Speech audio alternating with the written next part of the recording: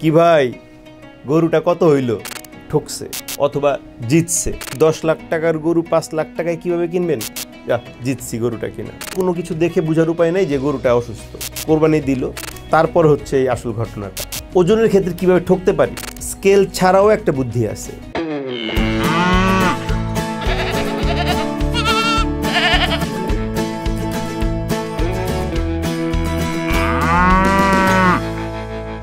আবারও একটি গুরুত্বপূর্ণ বিষয় নিয়ে কথা বলার জন্য আমি শঙ্কর আপনাদের মাঝে হাজির হয়েছি। সামনে কোরবানির ঈদ, বাজার থেকে গরু কিনে কিভাবে লাভবান হবে। লাভবান হওয়া মানে কি? 10 লাখ টাকার গরু 5 লাখ টাকায় কিভাবে কিনবেন? না, আমি ওই কৃষক ঠকানো বা খামারিকে ঠকিয়ে লাভ করা না। আপনি যাতে না ঠকেন সেটাই হচ্ছে লাভ করা। লাভটা করার জন্য আপনি কি কি ব্যাপার খেয়াল রাখবেন সেই বিষয় নিয়ে আমি একটি একটি করে সবগুলো ব্যাপার তুলে ধরব। অল্পতেই পারফেক্ট কালার, তাই আপনিও বদলে ফেলুন। একবার প্রাণ গুঁড়া মশলা ব্যবহার করেই দেখুন কিভাবে আমরা ঠকি। এখন এই ঠকাগুলো কি কি? যারা গরু কিনে নিয়ে হেঁটে হেঁটে হেঁটে হেঁটে বাসায় যাই, সবাই একটা কোশ্চেনের মুখোমুখি হই। কি ভাই গরুটা কত হইল? এখন আপনি বললেন 2,50,000। অনেক মানুষ বলতে থাকবে ঠকছে অথবা জিতছে। যখন আপনি একবার শুনবেন ঠকছে, আপনি কিন্তু ঈদের 7 দিন বাকি আছে, ধরেন 7 দিন আপনার খারাপ যাবে। অথবা সেম ওয়েতে যাওয়ার সময় আপনাকে দাম জিজ্ঞেস করার পরে, দাম বলার পরে যদি বলে ভাই জিতছেন, তাহলে কিন্তু আপনি একটা হিরো হিরো ভাব নিয়ে বাসায় যাবেন এবং সারাক্ষণ আপনার মধ্যে একটা ফিল হতে থাকবে জিতছি গরুটা কিনা। এখানটা আসলে কিসের উপর নির্ভর করে?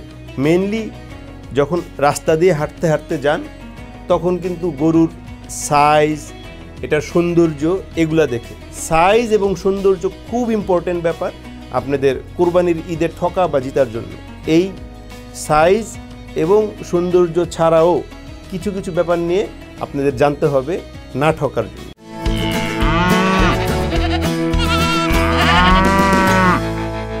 এর মধ্যে সবচেয়ে গুরুত্বপূর্ণ একটা সুস্থ সবল গরু কেনা। এখন এই সুস্থ এবং সবল গরু কেনার জন্য আমাদের কি করতে হবে? কি কি অবস্থা দেখে গরুর সুস্থতা নির্ণয় করা যায় সেই ব্যাপারগুলো আমাদেরকে জানতে হবে।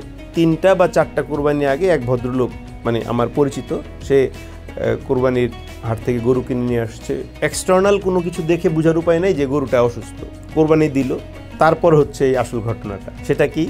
লিভার, কলিজা, এটা আমরা খুব পছন্দের, যারা খাই অর্গান মিটগুলো খুব পছন্দের।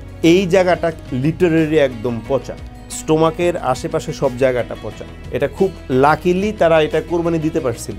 সুস্থতা, ওজন। সুস্থতা এবং ওজনের মধ্যে 2টা যদি ভাগ করি, 2টা ভাগেই যদি আমরা না ঠকি, তাহলে গরুটা কিনে জিতলাম।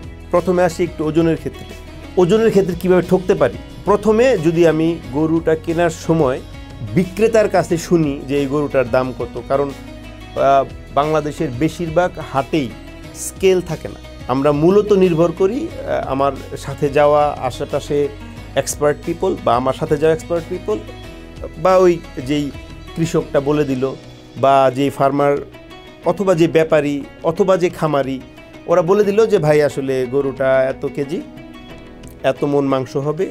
তারা আরও চালাকি করতে চায়, সেক্ষেত্রে বললে যে কোরবানির গরু ওজন দিয়ে কেনা দরকার নেই, আপনি মোটামুটি একটা ধারণা করে কিনেন। তারপরও আমরা যদি ওজন দিয়ে কিনতে চাই, এই ওজনটা আসলে নির্ধারণ করব কিভাবে? ওজনটা নির্ধারণ করার জন্য স্কেল ছাড়াও একটা বুদ্ধি আছে।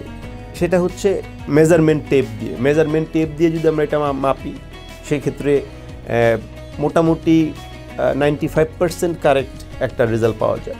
কিভাবে মাপা যায় সেটা আমি শিখাবো। আজকে আমি আপনাদের বলবো যে এই মাপটা কিভাবে মাপা যায়। সামনের অংশের অর্থাৎ বুকের যেই বেরটা আছে সেটা মাপটা নেওয়া লাগবে, আর পিছনের থেকে সামনে পর্যন্ত হাড্ডির একটা মাপ দেয়া থাকে, সেটা নিতে হবে। এটা বলে লেন্থ, লম্বায় কতখানি আছে। লম্বা পুরো গরুটা লম্বা না, সামনের পায়ের যে হাড্ডি এবং পিছনের পায়ের যে হাড্ডি, এই 2টা অংশের মাপটা নিয়ে একটা ভাগ, আর একটা ভাগ হচ্ছে বুকের যে চওড়াটা, চারদিকে গোল করে যেই চওড়াটা আসে সেটা একটা ভাগ।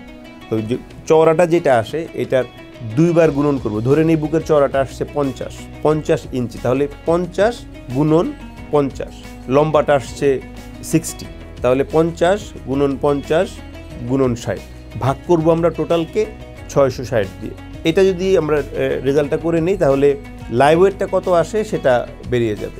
মোটামুটি যদি 400-500 কিলো প্লাস গরু হয় তাহলে 60% একটা মাংস চলে আসবে। এদিক দিয়ে যদি আপনি মোটামুটি একটা ধারণা নিয়ে নেন, বাজারে একটা মাংসের দাম আছে, এটা একটা ধারণা নিয়ে নেন, তাহলে হয়তো মোটামুটি কাছাকাছি একটা দাম আপনি বলতে পারবেন এই গরুটার ক্ষেত্রে। এছাড়াও বিভিন্ন রঙের গরু থাকে, সবাই কোরবানির গরুটা মাংসের দরমে বিক্রি করতে চায় না, সেক্ষেত্রে কেজি প্রতি 50 টাকা থেকে ধরে 100-200-1000 টাকা পর্যন্ত ভ্যারি করে। যদি আপনি সৌন্দর্যের দিকে উপরের দিকে যেতে থাকেন তাহলে মাংসর দামটা বাড়তে থাকবে।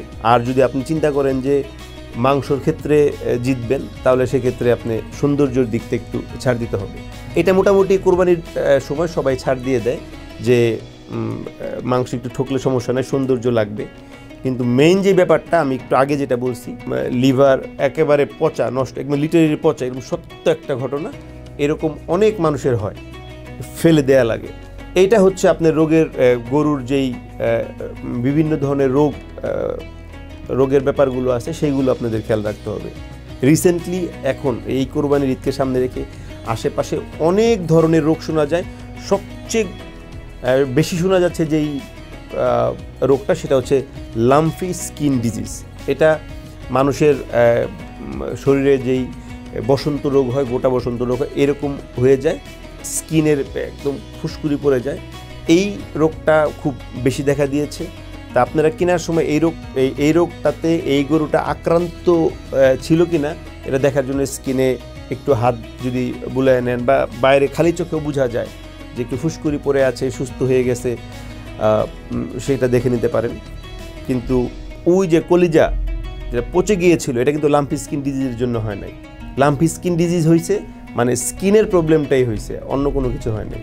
খুরা রোগ হয়েছে তার মানে ওর খুরেই প্রবলেম হয়েছে, জিভে প্রবলেম হয়েছে, কম খাইছে, স্বাস্থ্যটা নষ্ট হয়ে গেছে, কিন্তু লিভার পচে যায় নাই। লিভার পচে গেছে স্টেরয়েডের জন্য।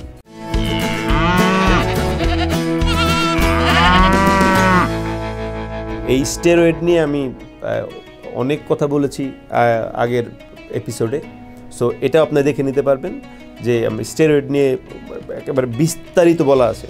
তারপরও জাস্ট একটু বলি যে স্টেরয়েডটা আপনাদের জন্য কত ক্ষতিকর। ওই আপনার লিভারটা আগে অ্যাটাক্ট হয়, এটা একটা খুব সেন্সিটিভ একটা অর্গান, এই জন্য আগে। কিন্তু এই স্টেরয়েডগুলো মাংসের মধ্যেও আছে, এই মাংসর থ্রুতে আপনাদের বডিতে এটা যাবে, আপনারা খাবেন, খুব মজা করে খাবেন, কিন্তু এটা বডিতে যাবে। তখন কি হবে, আপনাদের যেই লিভার আছে, কিডনি আছে, সেখানে অ্যাটাক হবে। সো খুব সাবধান থাকবেন যে স্টেরয়েড যাতে আপনার গরুতে না আসে। কিভাবে এই স্টেরয়েড থেকে আপনি স্টেরয়েডের দেয়া গরু থেকে যে নিজেকে মুক্ত করতে পারবেন, সেটার জন্য আপনি একটু উপরের দিকে গেলে হয়তো আমার স্টেরয়েড নিয়ে যেই এপিসোডটা বলা আছে সেটা আপনি খুব সুন্দরভাবে জানতে পারবেন। আমাদের আজকের এই আলোচনার বিষয়টা যেটা ছিল সেটা হচ্ছে গরু কিনে কিভাবে লাভবান হয়ে যাবে।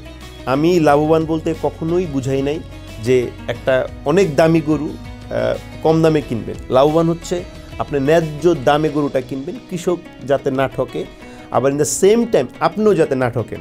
সৌন্দর্যর দিক দিয়ে খুব বেশি ফোকাস করতে গিয়ে যাতে একদম 100 কেজি মাংস হবে এরকম একটা গরু আপনি 2 লাখ 3 লাখ টাকা দিয়ে না কিনেন, এটা একটা ব্যাপার। আর খুব যেটা গুরুত্বপূর্ণ সেটা একটা অসুস্থ গরু যাতে না কিনেন, কারণ এখন এত প্রতারক বেড়ে গেছে এই আমাদের দেশে। সো কে ভালো কে মন্দ কাকে বিশ্বাস করবেন এই জায়গাটা থেকে না থেকে নিজে বুঝে যাচাই করে গরুটা কিনেন, ঠকবেন না। আশা করি ভালো থাকবেন।